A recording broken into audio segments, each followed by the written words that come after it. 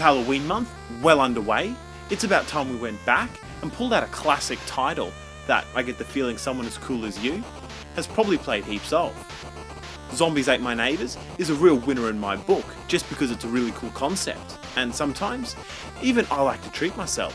So the gameplay's fast, but it's pretty simple.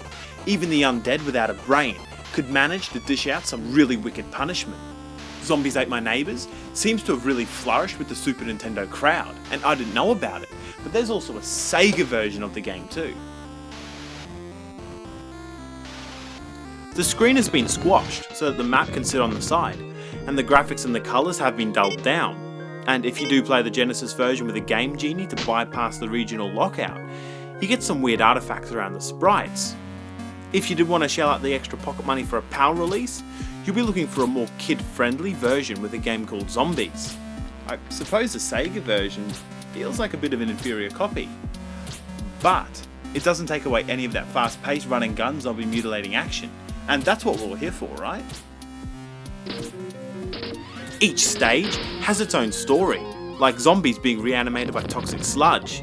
It's actually a blast, exploring around, finding the hidden rooms and the secret tunnels, and you're never sure what weird enemies will be spawned at each level. So the best thing about this game out of the entire Halloween lineup, it's the only 2-player game I have on the roster.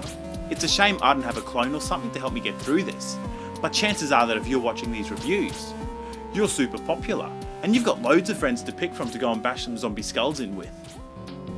Zombies Ate My Neighbours is a really fun game, mostly because it doesn't take itself too seriously. You go toe to toe with some awesome monsters, from the bizarre to the gruesome, and the action never lets up. What pushes this game from a simple blast fest into a game worth playing has got to be the sheer amount of weapons and items. You can fight the decaying hordes of zombies, aliens, monsters and maniacs with everything from a water pistol to a bazooka, and ice blocks. Different weapons work better on different enemies, and it takes a bit of trial and error to find out what everything does. I could sit around here listing everything, but I only make lists for 2 reasons: Christmases, and possibly if I get blackmailed. So if you're after some more zombie mutilating action, there was a sequel, called Ghoul Patrol for the Super Nintendo. Apparently, totally worth checking out if you hate your friends. Technically, Ghoul Patrol was reworked into a sequel to increase sales. Seems if you really want to experience more of that magic gameplay formula, you'll need to look at the 32-bit systems. Sega Saturn and the PlayStation had Herc's Adventure. But bring your mum's credit card. Zombies Ate My Neighbours is perfect for a 2-player Halloween session, wedged between games like House of the Dead and Basketball Nightmare. You could probably even ask your mum to bake you some terror brownies, and then you're all set.